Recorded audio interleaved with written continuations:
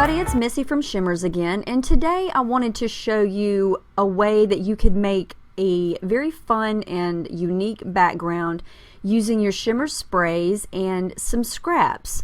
These are some squares in several different sizes that I had left over from a cut file design that I cut on my Cameo cutting mat. And I actually used the background design for my layout, but I had all these bits and pieces stuck to my mat that were leftovers, and so I thought I could do something with those. So I'm just going to use different size squares here and sort of arrange them on some white cardstock in a random pattern.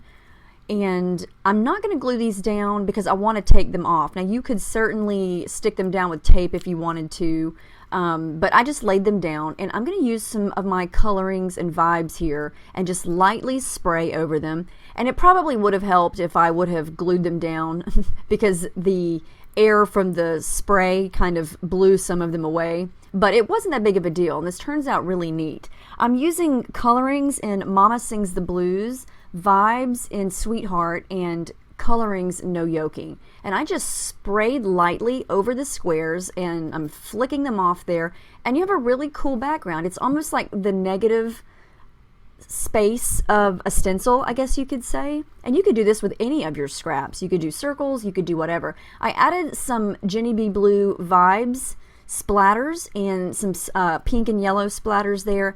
And now, just to jazz it up even more, I love the way it is, but you could also make these squares pop a little bit more by taking a black pen, or any color really, and just lightly sketching around them. And I think this is going to make it really pop off the page. And this is something that you could definitely, you know, create in your own way. You could use any colors, you could use any scraps. There's a close-up of what the background looked like. It's just very cool. I think it's going to make a neat background. And then there's what it looked like before I added the black pen. And I did make a layout with this. I just grabbed some black and white photos and some coordinating colors to what I used on the background, and just tucked some things under the photos, created a fun title, and made this layout. And I like how you can see what I did on the background peeking out. Although I did cover a lot of it up, I think it made the basis of my layout really fun, and it gave me a place to put my photos to create my layout. So I hope you give this technique a try. It was really fun and easy,